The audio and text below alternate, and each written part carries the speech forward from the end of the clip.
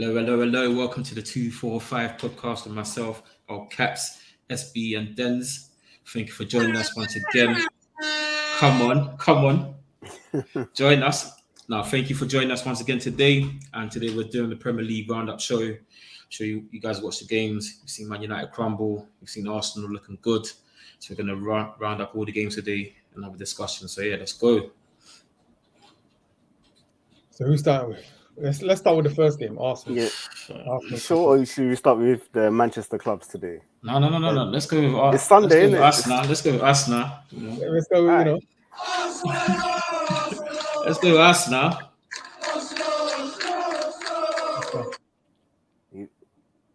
So yeah, Alright, that's alright. Arsenal 2-0. Yeah. What did you guys think? What did you think, SB?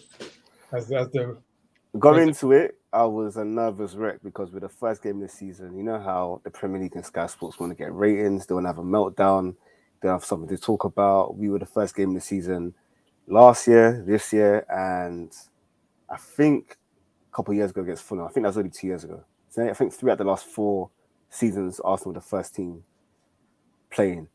Obviously for ratings, obviously for a meltdown, content.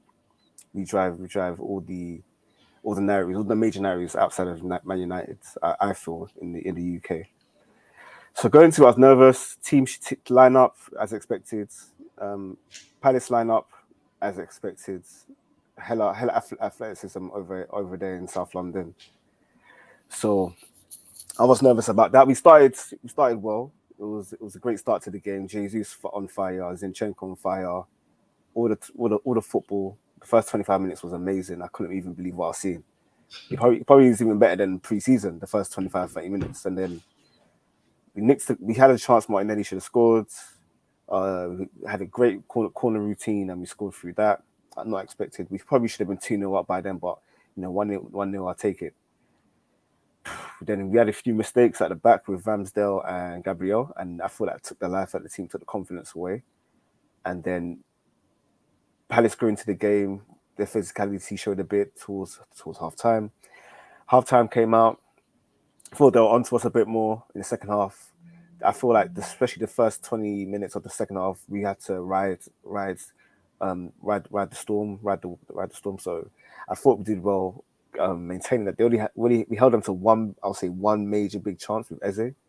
And Ramsdale did well to save that. So if you're going away to Palace, first game of the season, fans on your back, it's everybody fresh, and you give up one major chance.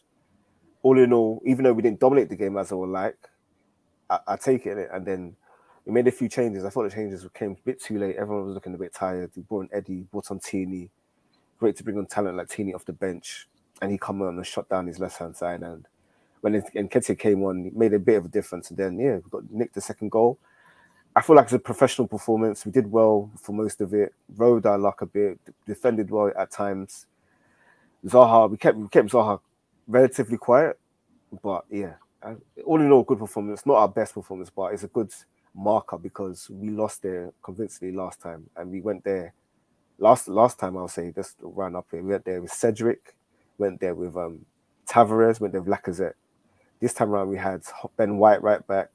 Zinchenko left back, and obviously Gabriel Jesus up top. So significant upgrades, and the bench options to bring on from the bench too. So it's a completely different side, and I'm looking forward to the rest of the season with Arsenal. So you're saying about Saliba, he looks pretty decent. How can I forget? Saliba was a man of the match, man. He was amazing. Like, no mistakes, so composed. It's very early to say, but yes, on Friday night he was our best defender. I don't want to call him my best defender at the club, but he's amazing. He's solid. We'll see. There's going to be more tests. I don't want to talk too crazy right now, but he's amazing. He's really, really good. He's solid, man. I like him. Yeah. Zinchenko, I think it was okay. I didn't think it was brilliant. AC's kind of run out steam second half, but you guys look decent, man. Look professional. Arteta's lads, come on, passion, usual, Make sure you rub your palms, close your eyes, squeeze each other's hands, and believe in the team, innit? Come on. Whoever gets the job done, innit? Arsenal. Yeah, man, it was a decent performance, man. But... Oh, yeah, by the way, after that win, I don't know if it's a great stat, but after Pep and Klopp, Arteta's got the most wins in the Prem. since Arteta joined. So I don't know if that's a great start. I don't know what that means. People haven't been there that long. You know how the managerial hot seat is. So it's a decent start. I want to throw out there. Nah, man. Ollie went 29 games unbeaten away from home. That's a good start. But Ollie's still crap. Fair enough. Stats mask a lot of things, man. You lot finished eighth, and then what? 5th last season. Mm-hmm. So yeah, stats are stats, isn't it? What did you might think of the game? Yeah, I thought, like you said, especially the first half an hour, Arsenal played great. They looked sharp. JC's looked sharp, fully integrated in the team. It seemed like Arsenal have a style of football that everyone's bought into, which is good. The last 15 minutes of the first half, you guys kind of died off. And then the second half, it was back and forth. You didn't dominate the game like you did in the first half hour. But yeah, JC's looked sharp. I know a lot of fantasy Premier League managers were pissed that he didn't score.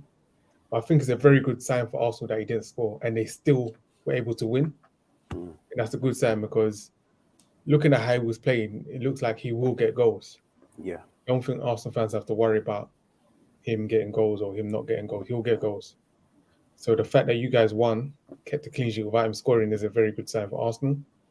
Definitely. Zinchenko, yeah, he played good on his debut. Looked solid. Him and Tierney. It's going to be interesting who Arteta picks as the number one. I'm not sure. SB, who do you think he's going to pick? I'll be honest. I'm not fussed because he gives us options, and also the 5 subs. It's going to be a long season, man. Hopefully, if you have a great season, you're going to play 55, 60 games. If you have a great season, so with enough minutes for everyone. So, but I do feel Tierney is the better left back. Yeah, because he can defend and still attack at a good level. Zinchenko is quality on the ball, but defensively, he's a bit lacking there. That makes sense. Now, yeah, Zinchenko is solid. JC's good debut. Now got to talk about young Rio, William Saliba. Let me give him one, please. Let me give him the horn as well. Man, like Saliba. Solid debut. Very composed. Positioning was on point. He was anticipating danger. In the second half, especially, Zaha was giving Ben White problems, but Saliba was backing him up. Anytime Zaha got past and Saliba was there to shut that down. Very impressed. Very impressed with him. It's only one game, so not going to get too excited. But from what I saw, very good. And yeah, we're not to forget, he was Marseille's player of the season last season. No, League player of the season. Wow. Young player of the season. Sorry. Let me give him a horn for that. Sorry, let us know that. Put some respect on his name. So he's coming with pedigree. He's coming with pedigree. So, and that, yeah, like I said, very good start. Add some steel to your defense. You can see he's ready for the physicality of the Prem. No questions about that. I have no doubts he'll be able to deal with that. So yeah, I think overall it was a good performance from Arsenal. And the most important thing is that it wasn't perfect, but so there's room for improvement. So yeah, Arsenal looking good. Arsenal looking good. Yeah, no, like for me, I think Saliba looks very good, and Arsenal has taken some stick over the years about his loan deals and whatnot, like, oh, why you keep loaning him? But I think it's worked out in their favour. He's gone, he's got experience, he's bulked up, he looks strong, he looks composed, looks confident. And his interview he did after the game he looked so composed, as like nothing, this wasn't nothing to him. It was like, oh yeah, I'm still getting better, I'm looking to improve. So I like that. Jesus, like I said before, is a very good signing. He was lively, up and down. I think he makes the other players feel more confident because you could trust him. I feel like they trust him. Saka looked a lot better than he has done previously. And I think like you don't have to keep relying on finished. You didn't have to like rely on finished players like Laka, got him out of the door. I think your team is looking very good. I like the team. Midfield looks quite balanced. Defense looks solid. And your attack looks quite sharp as well. So yeah. impressive without being 5 out of 5. They weren't in full gear, but they did what they had to do. Got rid of Palace real quick. So yeah, man. Mandem FC 0, the Gunners 2 in it. Keep that pushing. Yeah, I'm just hoping we get some more players out the door, and just get a few bodies in the door. I saw a cheeky link to Pedro Neto today from Wolves, so who knows if that happens? But I'm praying, man. I'm crossing my fingers.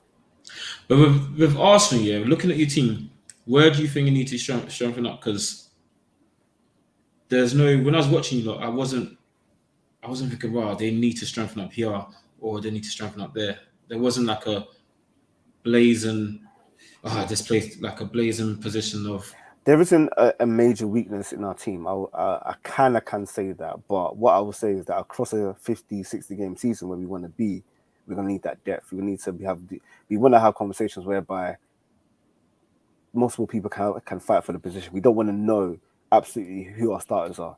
We want to get to that City level whereby any of them can play and it's still the levels don't drop that much. I would like to get to the point where we have a front line of Liverpool's caliber, where we have 5 quality players for 3 positions. So if you get one more really, really top winger that can score goals, I'll be happy with that. Because then we have 5 good players for 3 positions and then 1 centre mid to challenge Xhaka. Xhaka's very important to us, but if you can get, obviously the big name is Tielemans, get Tielemans for cheap, I'll do it. It's a no-brainer for me. Calm. All right, moving on to the game that we all watched today. The absolute shocking performance. Man United at home to Brighton. We said Ten Hag's making his debut today. The Dutch maestro is going to come save United. Ollie's a war criminal. We've got a raw manager coming in. Don't hype him up like that. It's only one game. Come on. Man. I'm saying this is what we said about the Don. We said, like the thing with United, last season, me personally, when Ollie got sacked, Christmas couldn't come early. I was so happy, man. I was like, you know what? I'm going to firm the season. I'm going to leave it. Win, lose, draw, I'm firming it till summertime. We're going to get a new manager come in. We're going to get new signings. I'm never going to see some of these forwards again. Start the season, 2-1 loss at home to Brighton. I'm in pits, man. I'm in this. I can't believe this. Okay. Going into the game, what did you guys think? Going into the game from the lineup.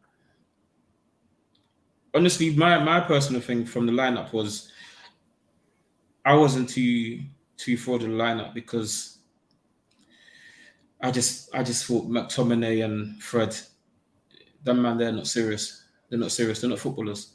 That man is supposed to be dinner, man. Honestly. And let me know. Well, just press the button, but that man's supposed to be dinner, bro. Wow, let them know, bro. Wow. To be a dinner man, to the students. Wow. Wow, that man a dinner, man. Supposed to be cutting grass. The way Ten Hag wants to play, passing football, intricate passes, breaking down the position play, they're not capable. When you see Fred looks like he's a bit too short to get anything. Like if Fred was 6 foot, Fred would be elite. But when you see him trying to jump and win a header, it's like he jumps and the ball just grazes his hair and he misses it by like an inch. Why is that like not his legs? Bad positioning? I don't think so because when he jumps, it's like he's getting there, but then it grazes the top of his hair, or like when he goes in for a tackle, his legs are too short. It just looks weird. The issue is because of the role he's been deployed to do. If it was to his job to get the ball and progress plays, height wouldn't matter. But because he's trying to make tackles, make things happen, be hustle and bustle out there, he's too small. I had the same issue with Torreira. Torreira, for me, tiny. Fred, for that role, you're too small. You got to be like Fabinho's height. Fred isn't that. That's not his position, and you can't blame Fred. He's been put in a position where he can't really win. He can't prosper in that position because for Brazil, he's further up the pitch. He's more advanced, and he looks good for Brazil. And for United, times when he's been further up the pitch, he's looked good. So, but in terms of the game itself, I think the first 5-10 minutes, United are good, popping the ball around, passing, but in the same old demons, you see Fred and McTominay like losing the runners, they push up a bit too high, and then there's a massive gap between the defense and midfield, and then the defense, Maguire's a bit too slow to keep up a run. As you got Danny Welbeck coming back to try and terrorize us today, just making good runs. He looked good. Welbeck looked good, and I think we was talking about this before the show started.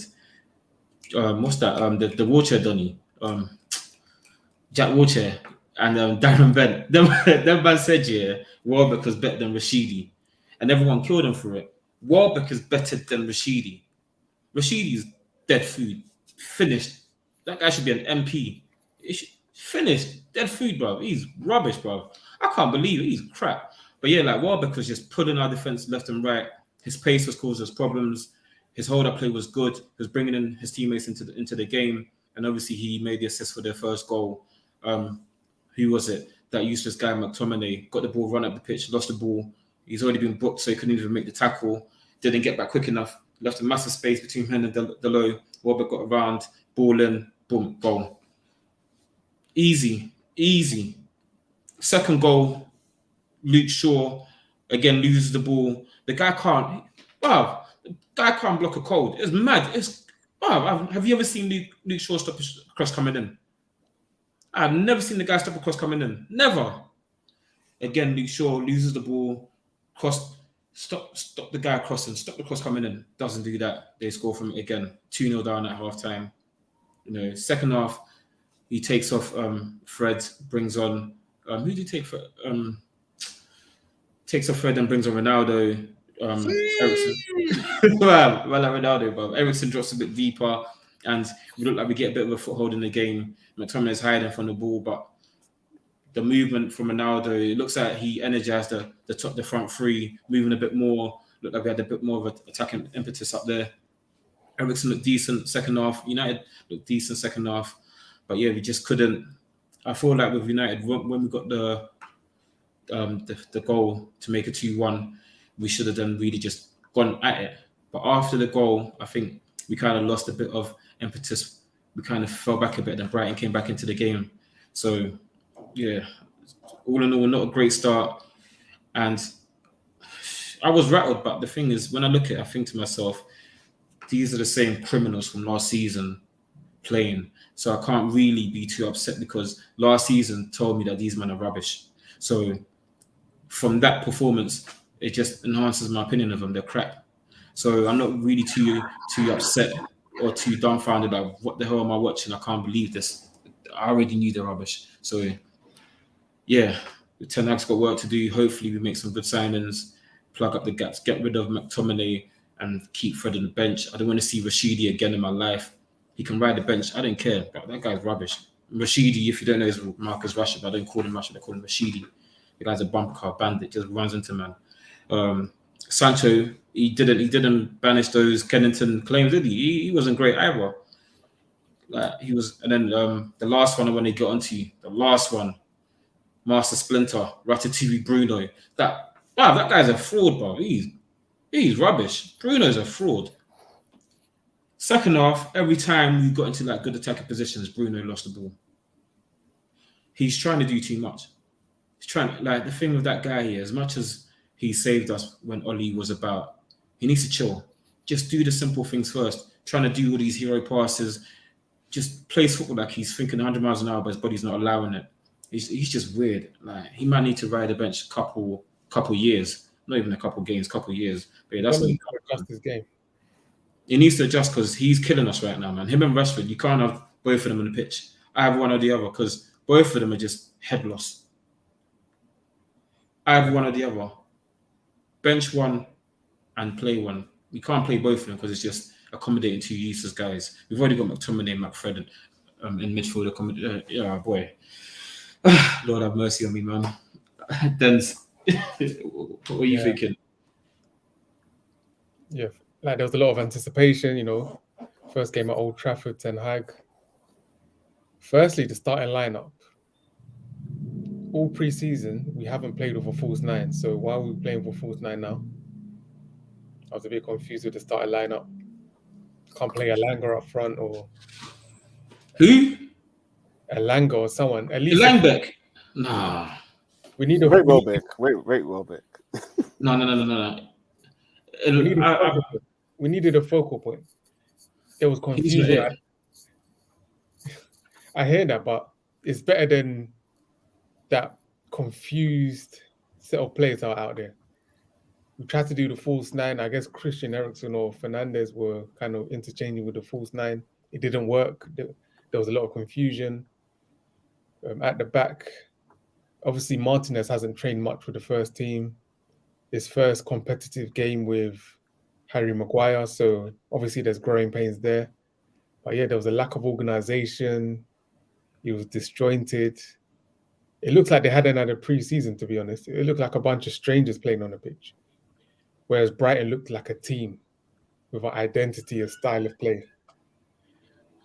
I said in last week's show that there's going to be growing pains in terms of Ten Hag implementing his style of football. You saw that on clear display today.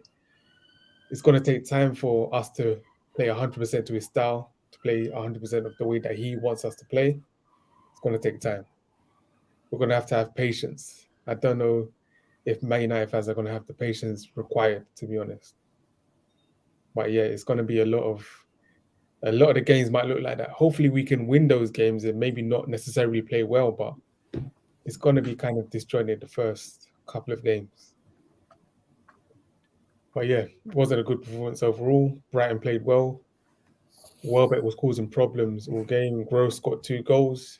He was causing problems as well. Man United's midfield, no control over the game. Scott McTominay. Think about your life. You are a failure. You are a failure. You can never make it. He knows he can't make it. He can never make it. He should be a dinner man, bro. He's crap. Scott McTominay, terrible performance, I have to say. Fred, not much better. Martinez, a difficult debut for him. He was struggling at times. You can see the ability. The ability is there in terms of on the ball. I think he needs to get used to the pace of the Premier League. He got caught on the ball a couple of times. So I think those sort of mistakes he'll cut out within the next couple of games. So I'm not too worried about that. Yeah, it was just a lackluster performance overall. Hopefully he gets better. Hopefully we work on things in the training ground. That's where the real work's going to be, on the training ground. And yeah, hopefully things will improve soon. But when you say work on things in the training ground, yeah, you're talking about these same clowns. Because go on. We can't use these same men, because Ranić came, worked on the training ground with these same men, and as soon like with these men, yeah, 5 minutes, 10 minutes when it's all going well, they can implement what they've done during the week. As soon as something goes against the ideology or whatever they're trying to do, just head lost. Everything that they've learned, everything that they've done during the week just goes out the window, and it's just inshallah FC. And it's just, no matter what you do on the training ground, I don't think these men can adjust to it. These men are rubbish. We need to just get rid of them. Like, I think if we could get rid of, as much as Maguire gets a lot of abuse, Maguire, I think, will be good for Ten Hag. He's good on the ball. We need to get rid of Fred and McTominay. Fred and McTominay are dire. Those 2 individuals are killing us. Because Martinez, I saw what he was trying to do. I think he's got a motto: forwards ever, backwards never, because he wasn't trying to pass back at all. I like Martinez, look decent. Maguire, like people say, oh yeah, they need a fast centre back, but look at Chelsea, Koulibaly and Thiago Silva. Them men are slow as well, but they've got that intelligence. They've got that football intellect. If these men can adjust to what Ten Hag's trying to teach them, I think we should be fine. But we need to get 2 centre midfielders in there that are not Fred and McTominay. If we could get them 2 in there, I think we'll be all right. Get a winger that's not Marcus Rashford, because that guy's brain dead. He should be sitting on the bench. Shouldn't play football again. And then get another supporting striker for when Martial gets injured or when Ronaldo inevitably leaves and we've got another player. But yeah, that's me, man. Yeah, I agree. Yeah, we definitely need players in, but I guess Ten Hag can only work with what he has. So we'll see. SB, what was your take on the book? You man basically summed it up, but I've got a few points here. I feel it's going to take him time because literally these players can't do what he wants to do. I'm sure he must play a high line. Danny Welbeck exposed that. You can't play a high line that back line. So you can't press if you haven't got a high line. So eventually I see him going to a three at the back or not pressing anymore and going into a deep block and just trying to set up pressure and defend well and go from there. Also, your midfield, mate, it's a sack of potatoes out there, man. These men they're not it. You don't have to. Can never make. Well, you need to make sack of potatoes, man. Man, serving dinner to the student secondary school. Exactly. Like, I feel Fred is not a bad player. Like, Fred for Brazil is okay because Fred is the worst player probably in that whole attack. If he's the worst player in your attack, he's decent. If he's one of your main guys, he's not good enough. Scott McTominay, mate, What I would say with Christian Eriksen, what I saw today, he looks good, but because he's not physical, he can get ran about. I think for the second goal, Salcido ran past him and bodied him. So watch out for that.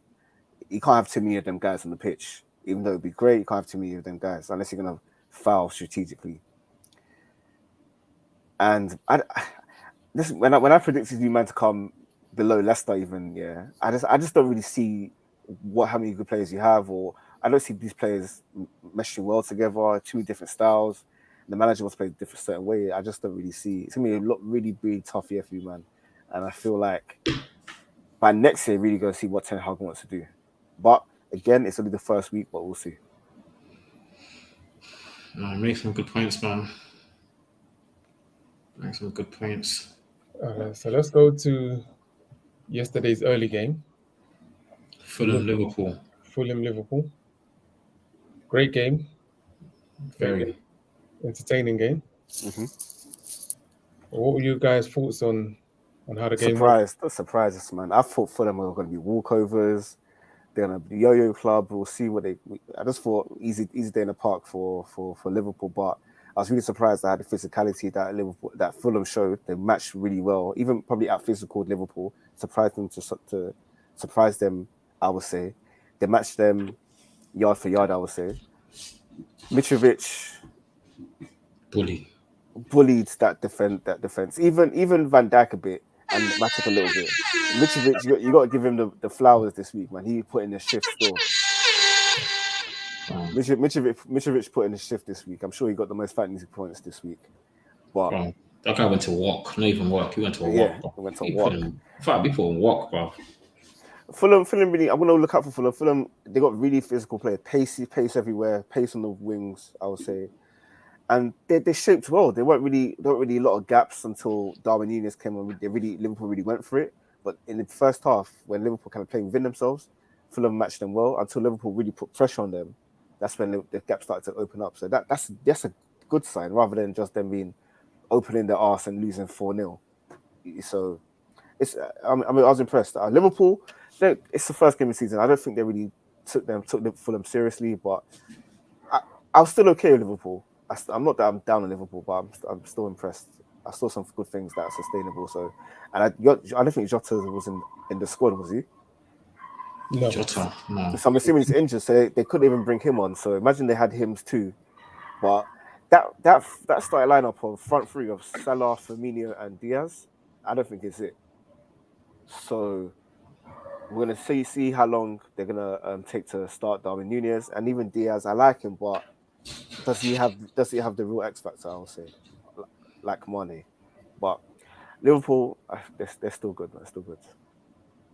Yeah, no. Yesterday's game was a surprise. I think Marco Silva deserves credit for the way he set up the team. Fulham came out; they weren't overall by the occasion. Some teams just come up and just get blown away. But Fulham playing Liverpool, who the media love, they seem to think they're the best team ever. Fulham could have been easily blown away by the pressure and just capitulated, but they look compact, they look good, and like there's times they could have even scored by Andres Pereira. What we call him, Andrew Peters. There was times when they were like fast breaks that the guy was trying to do some Bruno passes and let off Liverpool a couple of times. I think Fulham look pretty good. Like I think they're going to be decent. I think were they one of the teams I predicted to go? No, I predicted them to stay, so I'm right in that. But yeah, Fulham look good. I was impressed by them. Mitrovic was looking like a Oh, like a Kuma. It was mad. The way he was bullying Trent, the header for the goal, just calm down, boy. Just jumped over him and just boom. He looked solid. So I was very impressed. Liverpool, I think they'll be all right. Shame about Thiago as well with that injury. I think that's gonna be a big concern for them. Thiago's a good player. Like SP was saying about their starting three, Nunez looks like a problem. Guy's a handful. Per last week, I was saying the guy's movement is a problem, and he came on and showed it. He was just everywhere. He came on for like 10 minutes and he had about 5 chances he could have put away. He just looked such a problem. Nunez is a good player, man. He assisted the goal for Salah. Salah assisted him, so he's got a goal and assist already. He's looking like a decent signing. A problem. He's a problem. He's one of them ones here. If he doesn't shoot, he doesn't score. He's gonna have ample opportunities to score. Salah looks like he wants to work with him. Kept trying to find him every time he had the ball, and it looked like there was space for Salah to work his magic as well. So Liverpool looking good. I'm not too concerned about them. I think Fulham just wasn't overruled by the occasion. I don't think they let Liverpool get to them. They just played their own game. But Liverpool second half, when they needed to step up, they did and got those 2 goals and got that draw out of a potential defeat. So yeah, it was a great game. Yeah, definitely a great game. Firstly, Marco Silva.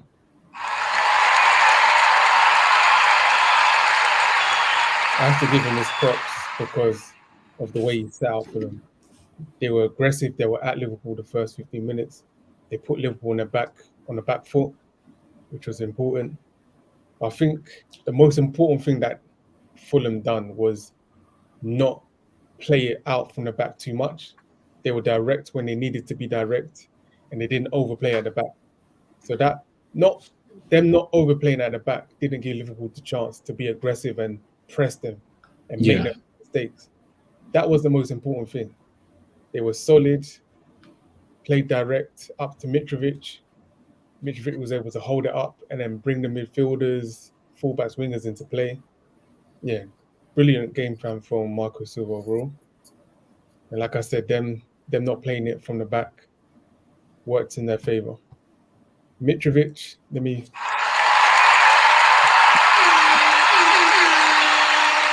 well done. Great game from Mitrovic. He showed his talent. I've always said he's a good player. And I've always said he will score goals in the Premier League. It's just about the service. In the past, when Fulham have been in the Premier League, they've tried to pass it out from the back, play it out from the back, and that doesn't suit Mitrovic. You need to get the ball out to your wingers quickly and get them to cross it in for him to eat. I think he will score goals in a system that plays direct football. I think they've taken note of that, and I think they're going to do that this season. So I'm looking forward to see the best of Mitrovic. And that first goal, Trent. That one, violation, personally, I wouldn't have it. You got violated, Trent. You got dunked on. We need to talk about this back post Trent because it's a problem. It cost him in the Champions League with Vinicius Jr. It's costing them secretly. It even cost them in the Community Shield, but luckily they won. But he was at fault for their goal as well in the Community Shield. If you go back and watch it, when are the media going to start talking about it? Because it's becoming a problem now. The problem is, he creates so many goals, and he's so technically gifted that, but not good enough in general. Because I can't say Trent should play anywhere else. I can't really even say that. That's the only position for him. You can't hide him, and the best place if you want to hide him is right back. So, and in most games, Liverpool have the ball, so he's got to deal with it. But now, like the Fulham game, to me, it looked like they planned for that. They specifically targeted Alexander-Arnold, so they wanted to get the ball from the right, deep balls to the back post, and Mitrovic on top of TAA in an isolation situation. So I think that's something that Liverpool need to keep an eye on. They need to counter that somehow. I don't know how. But in terms of Liverpool's performance, decent. It's the first game, so they're a bit rusty. Salah, Salah is inevitable. Given the chances, he'll score the goals and he'll get the assists as well. Nunez was electric when he came on. Very impressive, Nunez. His off-the-ball movement is great. Like I said, again, he reminds me of a less refined Torres. Good off-the-ball movement. He'll get chances. His finishing is not the best, but the amount of chances that he'll get goals anyway. So it's not going to matter as much. But yeah, overall, yeah, like I said, great game. It's only the first game of the season, so Liverpool don't have too much to worry about, apart from the injuries. That's something they need to take a look at. I think they may need a body in midfield before the end of the transfer window. Fair enough. I do feel Curtis Jones can slot into that role, or Harvey Elliott, or even Mona. The way Liverpool play, not that they don't go through midfield, but I feel like they'll be fine. And depending on what kind of injury is it? Do you know? Look like a hamstring injury, Thiago. That's probably 6 weeks out. That's significant, but it's early in the season, so hopefully it won't be too bad for them. In fact, I hope it is bad for them, actually. Touch wood, isn't it, bro? Find that little team, man. Yeah, man. That was Liverpool Fulham. Great game.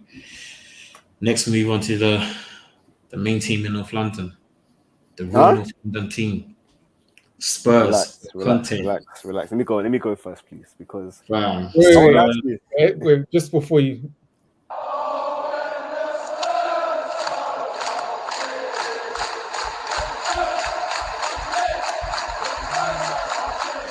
That always USB. We need to get rid of this. We need to get rid of that chant, man. But yeah, man. Spurs, I won't lie to you. Remember in the season prediction, I had Spurs third. Spurs are a quality side. They won 4-1, and Kane and Son didn't score. That's crazy. Usually, if Kane and Son don't do nothing, they don't win. Now I think they got to a point where, Southampton weren't that impressive on the day, but it was good performance. I don't really see a main weakness if teams don't defend well. If teams defend well, they're not that creative side where they can pick a lot. For example, in pre-season, they were played against Roma. I know it's pre-season, but Mourinho, he's shameless. He'll park the bus in pre-season. He parked the bus in pre-season and they lost 1-0 to Roma. Yeah. No shots on target for Spurs against Roma. So if teams are shameless with it and park the bus properly, they're not going to score. They're not going to win. But Kulusevski, however you say his name, quality player. Kulu, 21 years old, quality player. I'm kind of pissed that Arsenal didn't get him, but have they signed him now? I think they signed him, permanently. So I'm pissed about that. He's a quality player. Still got who else scored for them? Sessignon scores. Who else scored? He looked decent. Doesn't matter. They got an own goal from that salary. Terrible own goal, shit own goal. That's what I'm saying. Southampton are not that good of a team, so there'll be greater test for them. But we'll see. It's a long season. I do respect them, and they do look good. Spurs for me look deadly, man. They look, but as a caveat, last week we said Southampton are that kind of team. They could go and lose 9-1, and then the following week look decent and win 2-1 or something. So I don't really take too much out of it because of Southampton. They're that team that can get smashed one week and next week look decent. But all the same, like you were saying, for Kane and Son to score in a game like that and still get 4-1, that's impressive. That's impressive. 2 defenders got goals as well. DR got the second one with that header. That was a good goal. The other one by Sessignon was a good finish. So they look pretty good. Kulu, he looks up for it, man. He's a brilliant signing, man. That guy's just sharp. He's just direct. He just offers him something else. Because Kane ain't really got the pace. If you got Kulu running at you on one wing, you got Son the other wing, and you got Kane coming through. It's a deadly day, man. I think with Spurs, if they had like a Eriksen, like a creative player to unlock defenses, Spurs would be the complete package because I think that's what they're missing. Yeah. I think that's what they're missing. But yeah, all in all, I think Spurs look good. Southampton look terrible. But yeah, I think they'll be tough against the Spurs, so keep an eye on them. But yeah, they look good. South London's... Is it South London? North London. North London's white. What's Manchester then? If North London's white, what's Manchester? Manchester's been sky blue. But where? But I ain't even gonna lie. It's always raining in Manchester, but it's still sky blue. So, yeah, man. But yeah, Spurs look solid. Good victory. Southampton, it's hard to really gauge how good Spurs really are from Southampton because they're not very defensively. Like both of you have mentioned, Kulusevski had a great game.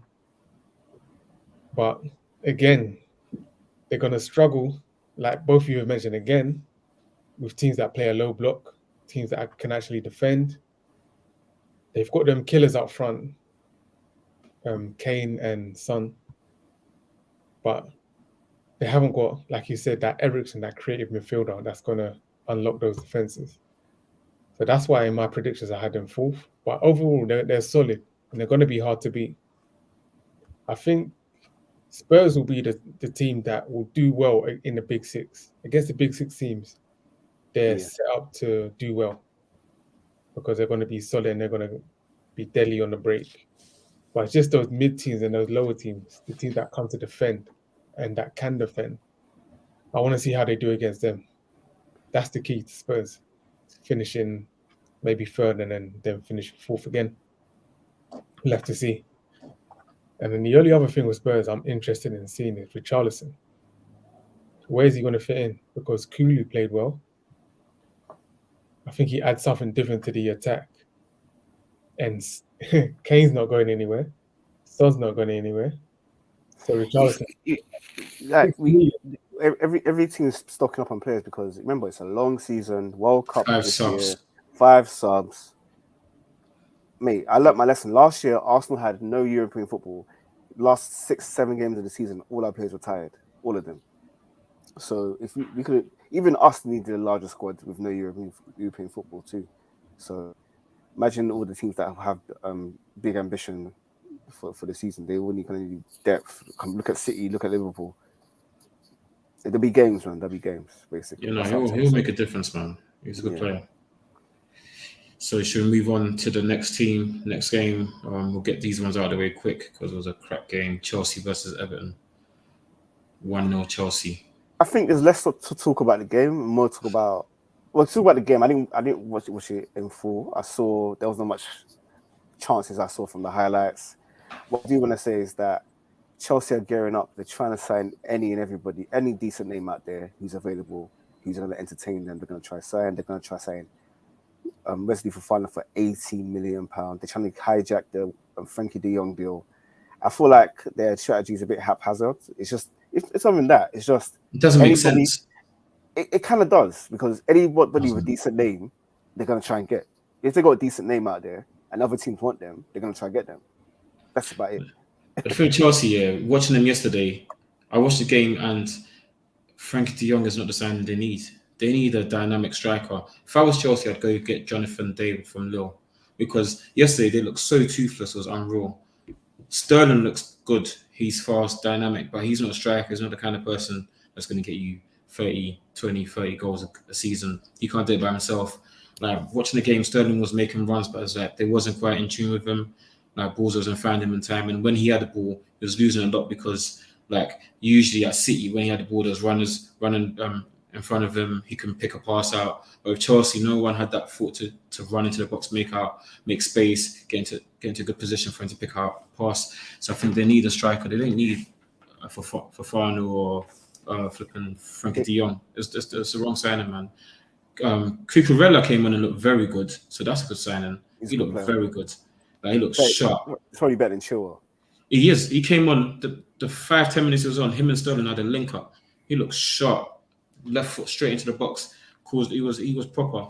So I like him, but I think Chelsea desperately need a striker for them to get anywhere this season. If they don't sign a striker, then I don't know what they're doing because, Koulibaly looked really good. He looked really good, very astute. Him and Thiago Silva just looked they look good. I think Denz was saying the other day that Koulibaly might be better off as a central defender instead of out wide. But then if you put Thiago out wide, it might be his last football game. The guy down the pitch. He's just mad.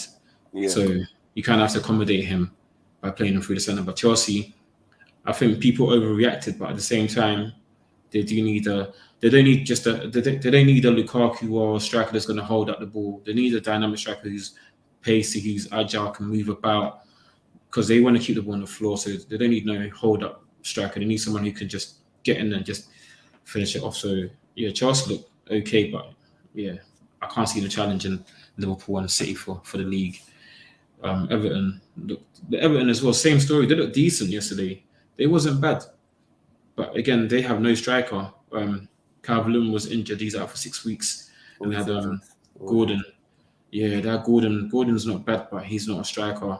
Yeah, they need a hold up. They need a striker that can hold the ball up, bring other players into the game, could get you a couple goals as well. They need a Calvert-Lewin. So that's what they need. So yeah, Everton looked toothless because they didn't have a striker, but they looked decent as well. They weren't too bad. I was pleasantly surprised with them. So it wasn't a great game. It wasn't very great to watch, but yeah. Yeah, again, yeah. Chelsea, solid win, nothing spectacular. Away from Everton can be difficult at times, but there wasn't too much of a threat to Chelsea. They looked relatively comfortable. Yeah, like Koulibaly, solid debut. He will need to get used to playing on the left side of a back three, or even a back three, because I believe he played in the back two at Napoli. Mm-hmm. Yeah, he did. Yeah, on the left side. He'll need to get used to that. Sterling looked sharp. If he has the right player or right players around him, he can do well. But yeah, like Isaac El Caps said earlier, they need a striker. They need someone to put away the chances that they'll create. They need someone dynamic in the team. That's going to make it different. That's going to cause defenders problems, because although they lost, Everton's defense looked relatively comfortable. They didn't look like they were too troubled or anything like that. So they need players that up front that will cause trouble for defenses. And in terms of midfield, I think they need a body in midfield as well, because I said last week they may struggle with injuries. Kante, you can't play him week in, week out. Loftus-Cheek, to me at this point, he's just a bench player. I don't think I don't think he can make an impact in games. What about Gallagher? On a consistent basis. Dead food, Conor Gallagher. He should stay like this, man. Yeah, I like Gallagher. I don't know. We'll see with Conor Gallagher. We'll see. Maybe Tuchel will show some faith in him.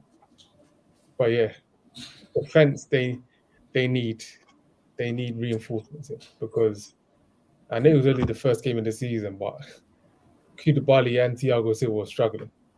Maybe it's they're getting into it the first couple of games of the season.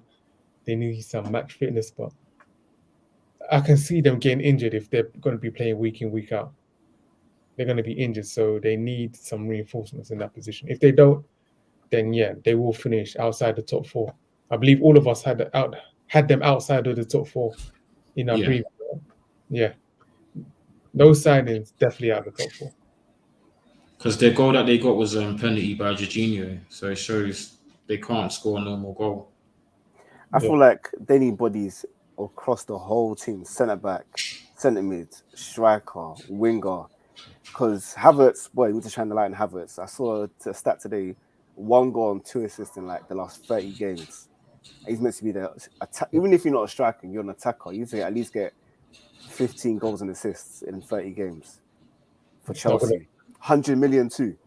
Nobody talks on that. On top of that, nobody's going to talk about Chelsea potentially if they get Frankie and Fofana. They can, and maybe someone else. They can kind of spend close to 300 million this summer. Crazy summer if they get all the business done. And they still won't be near Man City or Liverpool. Yeah. They need a striker desperately. Yeah. But nobody make goodies out of there. That's the thing. Their strategy. Everybody with decent rep in the world football, they go no youngster. They're not going for no top youngsters like that. to just I be think patient with. Jonathan David's I like that guy, man. And that Nkunku or Nkanu, he's signed a new deal, so he's out. Victor Osimhen, he's about. Napoli want like 80-90 mil. No. I think he's quality, but 80-90 mil is not worth it. He'll just end up being like Lukaku again. Yeah. Chelsea will have to tailor their game around him, and Tuchel, you can see that with Lukaku not willing to do that. So exactly. But Werner, as bad as his finishing this year, I think he's with Sterling there. I think Werner will probably prosper because he's pacey movement. It's just his finishing. I think they need I think they should have kept Werner. Werner can never make it, man. I'm sorry. I don't know, man. I like that guy, man. He's got good quality. He's got good traits. He's got qualities. I think with Sterling, execution-wise, he's not good. It's the problem, but I think with Sterling there, him and Sterling would have had a good link up. Imagine them two breaking on you. That pace. I think they could have used him, and I'd take him at United over Rashidi. I'll wrap him up, take him quick. Even Ziyech, bring him. I'll drive him. Nah, he's dead. I'll take Ziyech over Rashidi. I'll take him. Nah, I wouldn't. Okay, if you had Marcus Rashford and you was given the opportunity to sign Ziyech, bro, SB, you would package Ziyech.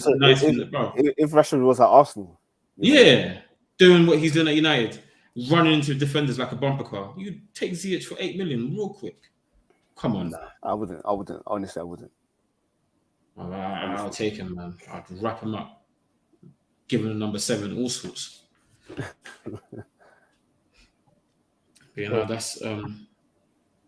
That's what Everton, Chelsea. What's the next game? Let's talk about the champions, City versus West Ham. That was the game that happened not too long ago this evening. City 2, West Ham 0. Going into it, I thought it's gonna be a decent game. West Ham are a decent team. West Ham got good players. West Ham, Declan Rice, greatest English midfielder, as they say. That Brexit text. Gerard Bowen, Mikel Antonio, physical players, decent manager. The people rate David Moyes, so it's gonna be a decent challenge for City. I see them just popping it. It wasn't even. They weren't even trying. Sometimes, like they got sloppy. They were trying. They weren't really breaking them down. But then Haaland, with his pace and size and movement, he won the penalty. He moved off the back of Ben Johnson playing centre back. He won the penalty. And won the penalty and took the penalty really, really well. Great pass from Gundogan in that phase of play too. His second goal. No, after that, actually, West Ham came into the game. City took their foot off the gas, sloppy passes, gave the ball away, invited West Ham into the game. After that, City said, "Nah, we got to step up again." It's like they don't want to try. They don't want to come out of first gear. They don't want to put. They can win 4-5-0 if they really wanted to, but they just don't. And then on the break, broken play, KDB, beautiful free ball to Haaland, perfect way to pass. Haaland opens up his body, slots it away. And what really was exciting for that goal was the pace that Haaland showed, the movement that he showed at his size as well. It's actually breathtaking to watch it, in my opinion. That goal was... He's really, really good. He's on the ball is not the greatest, but think of Ronaldo, but a more pacey Ronaldo at this current stage. Like CR7. You're talking about CR7 or R9? See how CR7 is a poacher right now. It's not a poacher, but his movement is crazy. Because if you talk about R9, it's no. Are we talking about my Lord and Savior R9, bro? Lord. This current version of Ronaldo, who's a poacher, who got great movement, great finishing, but imagine Ronaldo with crazy pace too. It's almost like Inzaghi at 6'2" with pace. That's how Haaland plays. The goal that he scored when he let the ball run across his body, he opened up and then just one touch finish. Yeah, it was just crazy. Yeah. Honestly, I wasn't expecting him to score that many goals this season, but he might touch 28. But hey, what did I tell you last week? Let's not get carried away. What did I tell you, man? I mean, Haaland is a bad guy. The thing with him is his mentality. His mentality, he doesn't let what happened to him last week bother him. The following week, he'll be back scoring again. Yeah. And this week, he showed. He just brushed it off. Just made it like it was just nothing. That finish is not an easy finish. Broke through the defense, 1-on-1. He could have. Most strikers have taken a touch, set themselves up, and then finished it. He just let the ball run across his body, open up, and then one touch finish. The takers just bam, dispatched. It was just so confident. Yeah. So yeah, I think he's just going to be, and you can see that City are starting to understand his runs a bit more. They'll find him a lot more this time. Yeah. They're starting to understand his movement, and he's starting to understand how they play a little bit more as well. So the more they start understanding each other, the better they're going to get. So yeah, City looking like a problem. Oh boy. Do you know I want City to win Champions League? I wanted to win it because I don't want Liverpool to win another one because that's like what 7. Madrid need to chill. They can't keep winning it. So yeah, City. It would be nice to get them to win the Champions League and then Pep will leave because I've done it now. I'm out. And, they'll come back. But City look good without coming out of second gear really. So yeah, man, it's a wrap for the league. Yeah. Yeah, City, they look decent. Firstly, Haaland.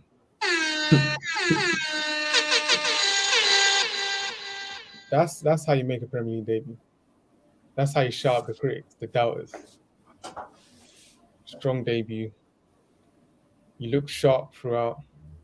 You can see, I think people were surprised about his off-the-ball movement. Very sharp off-the-ball movement. His pace, like you said, SB. When he gets his head down and starts running full sprint, it's definitely a sight to behold. But yeah, Man City, yeah. I expected West Ham to put up more of a fight.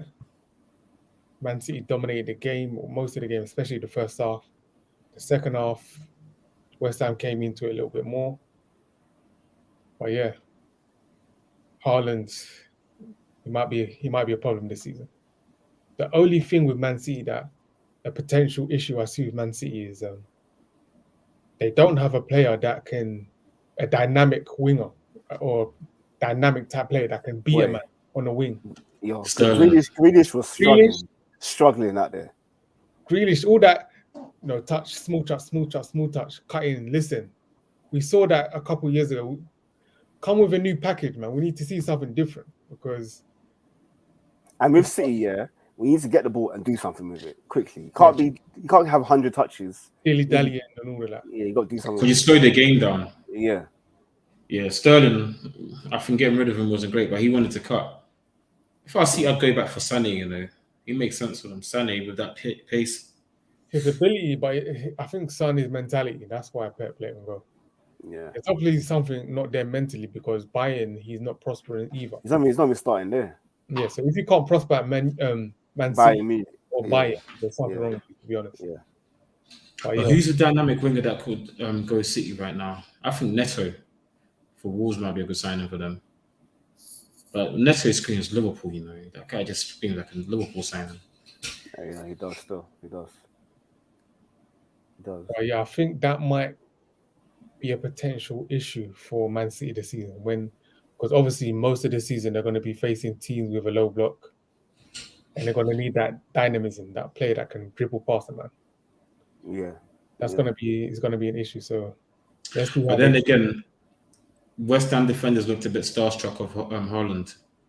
I think a lot of defenders after this performance as well, they're going to be a bit shook.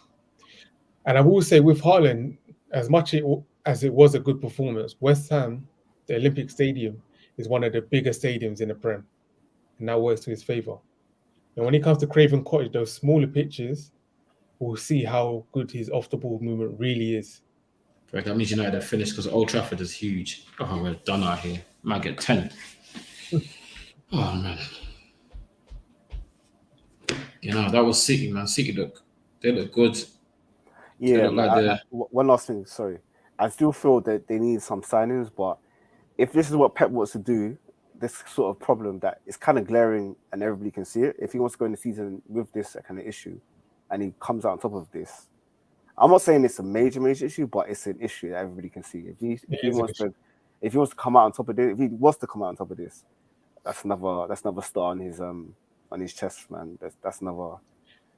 To be honest, to do it last season man. without a striker, That's a stat, man. that was amazing. Well, obviously they had Jesus, but Play him on the right, play him on the left. yeah. Julian Alvarez would be a good signing for them. I like him. He looked decent when he came on. He looked Yeah, decent. Julian Alvarez is a good player, so I think he might be one that. But the thing is, what I saw is like when Haaland was on the pitch, everyone was trying to play for Haaland. Mm. Maybe because Man City were already up and they won a game, but it didn't seem they were doing it as much for Alvarez. Yeah. But maybe I'm reading too much into that. But yeah, we'll see how Alvarez does over the season. I saw a crazy headline today on Twitter where a merry-go-round of transfers where Bernardo Silva goes to Barcelona, Frankie goes to Chelsea. No, Frankie goes to PSG. And Verratti goes to Man City. Yeah. If that happens, that's some FIFA, some FIFA shit right there. Man. But I'd be interested to see even if that happens. Imagine Verratti at Man City, Frankie at PSG. I think that'd be bad for City. City lose out because Verratti, he's a great player, but the guy can't stay fit in the French league. Imagine what it's going to be like in the Prem. He'll be injured every single week. He only plays one position, whereas Bernardo can please play out wide and centre mids. Yeah. Verratti, City would lose out on that trade if that happened. As much as I like Verratti, I think it's a bit too limited for City. Oh yeah, one more thing on the City game. Rodri had a brilliant game. He was really good. He's more mobile than I thought. He's actually impressed me now. He's really good. Any friend just impress you now? Yeah. No, when he first came, he wasn't impressing me. I was thinking, what's the hype? Why would you pay? Rodri last season looked decent. Yeah, last season he was good, but today he looked really good. Yeah, he was, apart from Haaland, he was their best player. Yeah. Moving on to Leicester City at home to Brentford. Last week I said Leicester were the ultimate crumble dons, and today they said, you know what, Alcaps, we're going to prove you right. Leicester were 2-0 up, and then Brentford came back and made it 2-2 full-time. Crumble dons at home. Oh boy, what are you saying? Yeah, Leicester. To be honest, I don't have much to say on Leicester because their whole season is kind of hanging in the balance in my eyes. They need to make signings. Their captain's gone. Vardy's not getting any younger. They scored 2 goals today. Well done. But I'm telling you, over the season, they're gonna need new blood. If they don't, they're gonna be struggling for relegation. I really believe that. Relegation? Yeah. Nah. Trust me. I think they'll be fine. The team's too good. I think they'll be fine, man. And even I trust them. The recruitment strategy is really good. They don't really make poor signings. So if they were to sell their players for, like, for example, they can get potentially 80 million for Fofana, potentially 30 million for Tielemans, 100. That's what 110 mil. I know they got good players lined up, so I'm not worried about them. And they got a good manager. The manager's better than most in the league, so I think they'll be fine. About Brentford. Brentford, I ain't got much chat for them. Good luck to them. You're still upset from last season. Oh, God. Good luck to them. No, Ivan Toney, good goal, well taken, good hold-up play. I saw Justice Silva's goal. Justice Silva's a good player. So, nice to see him back. He was injured last year. Yeah. I ain't really got much to say apart from Leicester crumble dons and they're doing what they do. Just a quick one before we end this. I gotta say a word of Newcastle. Yes. Newcastle looking scary. I can't lie. They look Bruno Guimaraes, the real Bruno. Bruno. Yeah, that's the only Bruno. That's the top player, man. Quality.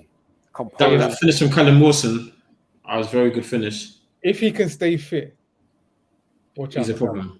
They're finishing top half, I believe. Yeah, they're good. They look serious, but Nottingham Forest were just awful. That guy is electric, man. But that guy, he just plays a bit too fast. Not in product. I've given up on him. I used to think he was quality, but then he just plays a bit too fast. Like, he looks a bit erratic. He's like an untidy coursework. I don't know how to describe him, but he just, like, he's skillful and he's got all the attributes, but it's like the packaging is very raw. And I feel like he's been in the Prem a bit too long now to still be so raw. He needs to really package his game a bit, because when you watch him, he's just all over the place. He can do something mad and he can do something magic. So I like him, but he needs to brush up a little bit more. Now he's going to be one of them play, like Adama. You see the potential, but it's never going to come together. He's a mid-table player. He's a mid-table player. Yeah. Because like Zaha. No, Zaha. No, but Zaha, can you? I still think Zaha. Okay, he's putting it more together, but he's still got that rawness in him where he's just doing a bit of a madness and he's doing a bit of a magic. Who would you say is better? I mean, who's better than him in that position on the left-hand side? It's a good question. I don't think there's anybody, The thing is with Zaha, he just needs to make one or two tweaks in his game. Consistency. One is consistency. The other thing is he likes to play with his back to goal too much. So he doesn't come to the ball spinning behind. That's what he needs to do. He needs to make more runs in behind. He always wants the ball to feet. Maybe he doesn't trust his teammates enough to... Yeah, he's the whole attack sometimes. Yeah, he doesn't... Yeah. Maybe that's what it is. He doesn't trust his teammates to find him when he makes those runs. But for me, he tries to get the ball to feet too much, and that hinders him. If he spins in behind and makes more in behind runs, I think that will take his game to another level. I want to see what it look like when Olise comes back, because he's good. Yeah, he is his top player. Honestly, and I think they need to move Eze from Cam. I don't think he's Eze, I can't lie. He's not impressing me, man. Like, he's a good player. He is impressive, but he's a winger. He's not on Zaha level. He's not on Elise level. Like, I don't think he's a Cam. Yeah, it might be like he's not Cam. A left-sided player. I don't know. He's not Cam. But quick one. I think we've got two more games that we spoke about, but they'll be quick. Bournemouth Villa.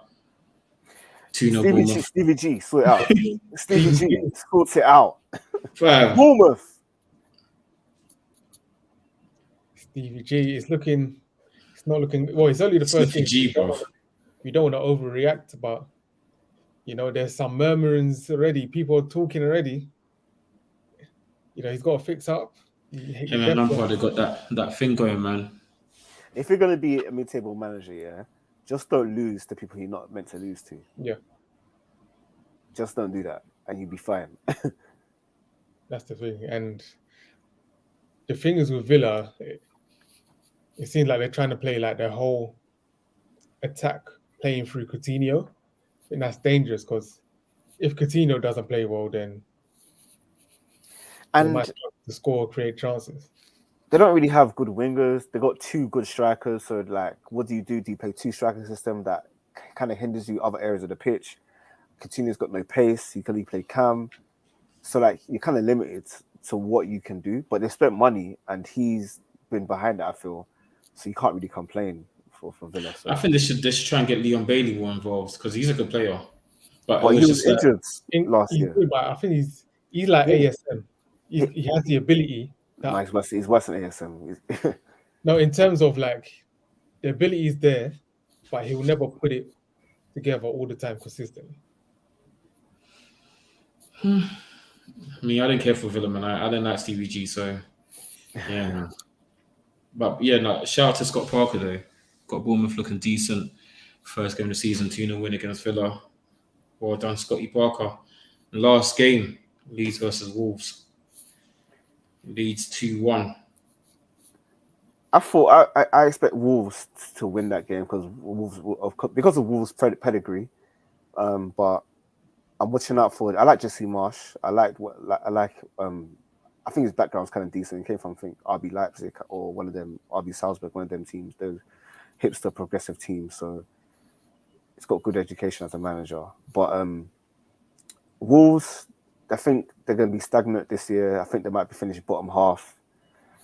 I don't think if this is up there, they could go down one or two roads. They could either kick on, which they haven't really done. They failed to do that, or they're just going to get sucked down to eventually a relegation battle within a few years. But I don't know. I'm happy for Leeds to get the win, but I expect Wolves to do better. Wolves are another team that they need a striker. Like if Jimenez is injured, it's like Jimenez a bust for them. Because when he's out, they just look toothless as well. They got that South Korean guy. He got an assist today. He's Yeah, but not a striker though, isn't it? It's not no a top. striker. They need a Jimenez. Jimenez is it's hard to replace that guy. He's good. But no, Leeds, they surprised me yesterday. They looked decent. They're playing some decent football. They went 1-0 down and came back and won the game 2-1. So watch out Leeds. And I had them also, sorry, go on. No, I had Leeds going down. One of my teams to get relegated, and I still got them going down. But yeah, they showed me something. So we'll see how it goes. It's still early. They bought a winger, I think, from Valencia called Guedes. Apparently, he's decent. I feel he was linked with a few top teams a couple of years ago, so hopefully that turns their favour. As I said before, I saw an article in the Express saying because Guedes has been bought by Wolves, that might open the door for Neto to go to Arsenal. So I'm hoping that happens. I only saw Everton agreed to buy Connor Cody today. So even Wolves are trying to sell their players. So is this a good sign as they really want to try and stay and do well and kick on? Or is it a sign they want to cash in where they can and maintain their position somehow? I don't know. We want to look out for. Yeah, we want to look out for. So that's pretty much all the games in the Premier League this weekend. I don't believe there's a Monday night game, so there's nothing to watch out for on Monday. But yeah, that's the Premier League roundup, guys. So one more thing, sorry. Is there anything across the continent you want to see? Anything you see? Barca, PSG, anything? PSG. I know why you brought this up. You're gonna talk about your Lord and Savior Lionel Messi did an overhead kick. Like an old man. The slowest overhead kick. He went up in like 3 stages, but he still did it, man. What I will say about PSG, outside the goal, is that they're making really good signings, and I'm hoping they do well in Europe. So just one to look out for. I think they're signing Fabian Ruiz, Renato Sanchez. I don't rate Renato Sanchez. No. Renato. I'm not sure what to make of him because after that Swansea stuff here, I can't really. That was like Will was still in uni. Still, man, that's that was like 8 years ago. That was like 7 years ago. He reminds me of Anderson. Yeah, and Anderson was good, but he's never going to be consistent. He's never say that, but how old? We check how old Ronaldo Sanchez is. He's only at 22, 23. He's young. The thing is, I think PSG's biggest flaw was their midfield, and they look like they're addressing it. So, Champions League, hopefully they can have a crack at it. But does Mbappe hinder them? No, for me, but even PSG, the midfield, I still think they'll get it wrong again with the midfield. Personally, for PSG to prosper, they need 2 defensive-minded midfielders. Fabian Ruiz. I mean, he ain't really a tackler. He can pop the ball around, but he's not really a tackler like that. No, but he said defensive-minded midfielders, and Fabian Ruiz is one. Is that signing confirmed? Yeah. Nearly that tapping merchant. What's his name? Fabrizio. Yeah, okay. Fabrizio said here we go. So yeah, because they need to get Idrissa Gana Gueye was not the one for them. He lost the ball so many times for them. They needed to address that issue. So with Fabian Ruiz, let's see if it works. They bought some Venezia guy from Porto. They've also bought that Mukelele guy from RB Leipzig too. Yeah, Mukelele's good. A decent player. So yeah, they got some good acquisition. Team looks like it's gelling. Messi looks like he's Messian this season. Now, he looks happier. Yeah, I think he feels like, what's the word I'm looking for? Like vindicated with what's happening with Barca. Like, yeah, you see, like you might ain't even got man to register your signings. Yeah, like he's just looking solid. He's looking like the GOAT. The second GOAT. We all know who the real GOAT is, man. R9. Oh, phenomenal, bruv. Yeah, man. On that note. Bayern 161. I don't even. This one doesn't bother them. Let me congratulate Bayern on winning the Bundesliga. Yeah, they won the league already, bro. It's a jolly up, man. Congrats, one, bro. Mane got a debut goal, so yeah, they league's done. So yeah, that's pretty much everything. So yeah, just to finish, any player that you guys want to give a shout out to who impressed you, and any players that you thought this guy needs to be a dinner man. Mitrovic definitely deserves a shout out this week. Yeah, Anyone Mitrovic else? was cold. Anyone else? Haaland, man, you can't go wrong with Haaland, man. Yeah, Haaland. Haaland, wavy. Who else? Saliba. Come on. Who? Saliba. Yeah. Oh yeah, Saliba. Yeah, you're done. Yeah. Definitely. Yeah. In terms of Dinnerman, most of Man United's team, Dinnerman. I didn't even the whole of Old Trafford, man. The whole of all of them, man. Fred, Dinnerman, McTominay, Dinnerman, Rashidi, Dinnerman, Bruno, Dinner Lady, all of them. They have no future there, bro. They can never make it, bro. You're supposed to be a dinner man, having dinner to the students in the secondary school. Yeah, that's what them are, Dinnerman. In terms of my shout out, yeah, I agree with you, lot. Mitrovic, Haaland, even Nunez came on, got that debut goal. The ball hit him, but all counts in it. So, yeah, no, that's pretty much everything for today, guys. Thank you guys for your time, and for all the listeners out there. Give us a comment, like, subscription, and yeah, let us know what you think. So that's it for today, and join us on our next show. We're going to be doing midfield elites, the Premier League midfielders, right? Yeah, Premier League midfielders tier list. Look out for that. Yeah, man. So join us on that next video. So yeah, for now, take care. Catch you on the next one.